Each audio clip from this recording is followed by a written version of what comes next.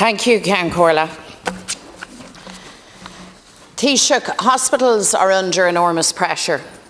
Chronic overcrowding means constant chaos in emergency departments. We're all painfully aware of the year-round crisis that sees hundreds of patients suffer the indignity of lying on trolleys. More than 600 people were on trolleys in our hospitals yesterday. It's 528 today. However, a not so visible but very real consequences of overcrowding is the soaring level of hospital appointment cancellations.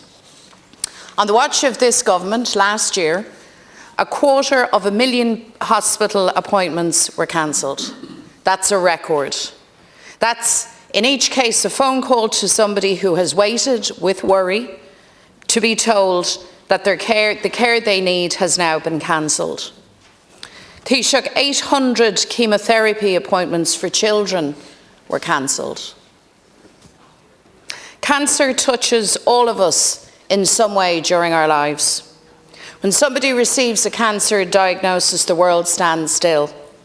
In that moment, life comes to a shuddering halt as all the possibilities hit at once, and the long, hard road to be travelled opens up in a flash. When a child receives such a diagnosis, these feelings are amplified beyond what most of us could even contemplate. A cancer diagnosis for a child must be utterly devastating for a family. And the instinct of any parent in that situation is to go to the ends of the earth to care for their child. You want to know that the system has got your child, that the system will catch them, that the system has their back. So just imagine the cancellation of a child's chemotherapy appointment. The cancellation of an appointment that you know is a big part of your child's fight. Government has to stop this happening, Taoiseach. To stop the problem of cancellations, government must solve chronic overcrowding created by your government's policy. Any of us who have seen the dedication of doctors and nurses caring for cancer patients are literally blown away. They live and breathe for their patients, but we need more of them. We don't have enough healthcare staff right across the system. Dr. Peadar Gilligan of University Hospital Limerick, I think, said it most clearly, and let me quote him. There is simply not enough of us to deliver the ever-increasing needs of the population. Yet we have an ongoing recruitment freeze imposed by the HSE due to lack of funding from government. That's it. And this dire situation is reflected in hospitals across the state. Overcrowding is linked directly to the lack of beds in the system. You've been told this repeatedly by professional bodies, by patient groups and by ordinary people themselves. Capacity is a big problem. Tána hospidéal ro flódatha go dona. The war sin bhí 800 cuine chemotherapy curtha ceall de páistí an uri. Tá fear ahrú in our service sláinte ag tastal go dona. We need a change of direction. Taoiseach, Fine Gael have been in government for 13 years, for far too long. And more of the same won't cut it. Our health service is crying out for change. So to ensure that no child's chemotherapy appointment is cancelled due to crisis in the system, government has to increase bed capacity. We need 3,000 additional hospital and community beds, and well you know it. And then crucially, we need to end the recruitment embargo imposed by your government to relieve pressure on hospitals and to ensure that sick and sometimes very sick people get the care that they need. Thank you, Deputy McDonald. Taoiseach, please. Thanks very much, Ceann Comhairle. Can I firstly just welcome students from the Politics and Sociology Department of AT Sligo to the Dáil today, who I know are here with Deputy Kenny. You're very welcome to Leinster House. I want to thank Deputy McDonald for raising this important issue in relation to wait times. I would just say that it is a little disingenuous the way the figures have been presented this morning, and it's not just my words. In the press release that your party issued this morning suggesting a large increase in the number of hospital procedures cancelled in 2023 to 2022, accompanied to that press release that's on your website, the HSE did specifically say, please don't compare one year with the last because it's not comparable. In fact, they actually specifically said it wouldn't be reflective and should not be compared with 2023. So it is important when we put information into the public domain that we are accurate in relation to it. HSE put in writing to you that comparing the figures that they gave your health spokesperson for 22 to 23 isn't an accurate way because of data collection issues. That's there in black and white for people to read. Nonetheless, there are very important issues in relation to waiting times in our health service. I am pleased that we are now beginning to see wait times improve in the Irish Health Service. They're not improving in England, they're worsening. They're not improving in Scotland, they're worsening. They're not improving just up the road in Northern Ireland, they're worsening. They have now improved for the last 2 years here in this country. But we have a hell of a long way to go, and I fully accept that. You talk quite rightly about the need for more staff, but it is important, Deputy, to acknowledge that since the last general election in 2020, we have 28,000 additional staff working in the Irish Health Service. 28,000 more people are working in the health service. And when you talk about recruitment freezes and pauses and the likes, it does ignore the reality that this year the Irish Health Service has money to hire 2,200 additional staff. So to people watching in from home, I want you to know that. It's not true to say that the Irish Health Service won't hire more nurses this year, or more doctors, or more speech and language therapists. It will. And when you include disability services, that number of 2,200 rises to a number of just over 3,000. So there will be thousands more people working in the Irish Health Service, in hospitals and in the community and in disability services this year compared to last year, and thousands more last year compared to the year before. You quite rightly point out the issue in relation to bed capacity. And again, I agree, we do need more beds in our Irish Health Service. Dr. Gilligan is entirely correct. That's why, again, since the last general election in 2020, we've opened 1,100 more beds. And it's why the Minister for Health now has funding for 1,500 additional beds as well. I think you're absolutely right to raise the issue of cancer, because there isn't a family or a community in Ireland who hasn't been touched by cancer. Of that, I think we can all agree. And it is important to say that while we have more work to do in relation to cancer in this country, there are encouraging signs when it comes to cancer survival rates.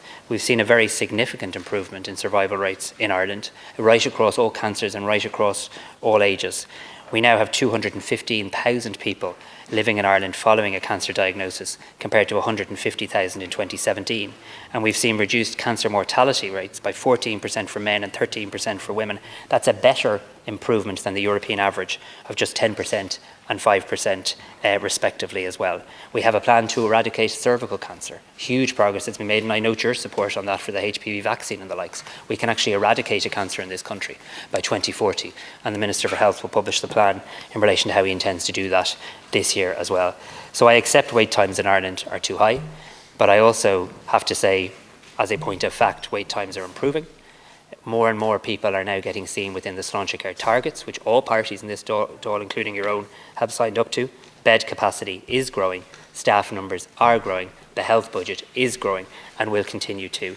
And to any parent of a sick child, and most particularly to a parent of a sick child with cancer, I want them to know that. I want them to know that we will continue to invest more in the services to make sure that their child has the best outcome. I want them to know that they live in a country that has really good outcomes when it comes to cancer care. Thank you, Taoiseach. Deputy McDonald. Taoiseach, I didn't raise with you the issue of wait times. I raised the issue of cancellations. And 250,000, that's 250,000 hospital cancellations. That's a record. We don't have to compare it with anything. That is a record level of cancellations, and it included 800 cancellations of children's chemotherapy appointments. I'm astonished actually by the Taoiseach's approach to this. It appears that you wish to argue statistical presentational issues rather than the fact. You're not challenging, I'm sure, the fact that there were 250,000 hospital cancellations. You accept that, Taoiseach, do you? Do you accept also that there were 800 cancellations of chemotherapy appointments for children? And I don't care whether you thank me, whether your view of me is irrelevant on this issue. I want it sorted out. It's not acceptable that children with a cancer diagnosis that have their chemotherapy appointments cancelled. And I raised with you specifically the employment embargo, which is real. You call it right enough, an employment control update and framework. But the embargo is real, and it needs to be removed. If, as you say, you wish Time the is up, best Deputy, outcomes please. for all patients, including children, well then lift the recruitment embargo. It's not complicated. Taoiseach, please. Deputy, Leader's question is about you, and it's not about me, and on that we can agree. I have nothing but respect for you, but that's not what this is about. But when you decide, this morning, in advance of coming into Leader's questions, you decide to issue a press release with statistics. No, you did. You can roll your eyes, but you push it out and you'll all retweet it. That's not the issue. Sorry, don't. Please, would I'm going to let the Taoiseach reply. No, Please it's not let the ludicrous. Taoiseach I'm just reply. asking that when you're talking to the people at home, that you actually do give them the facts that the HSE specifically asked Sinn Féin not to do what you did today in relation to comparing data. That's the first point. The second point is wait times and cancellations and how long it takes to see a doctor are all absolutely interlinked.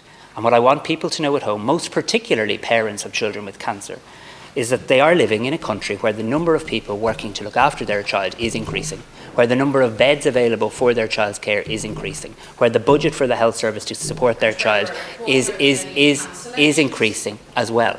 And these are important facts because we can't just seek to exploit every single challenge. More children are being treated, more money is going in, and when you talk about a recruitment embargo, you have to point out that 2,200 more staff will be hired this year.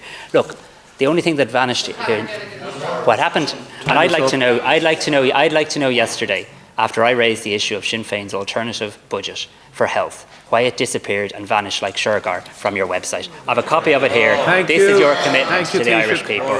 Why did you take it down yesterday? Because parents need to know. Parents need to know. Please. And they have every right to know that your party provided less money for their children's healthcare than our party did. And put the plan back up on the website. Taoiseach, the time is up, please. Could we? That's a terrible answer. Please, can we? Shameful of you. And you're telling lies. You're telling lies about Sinn Féin.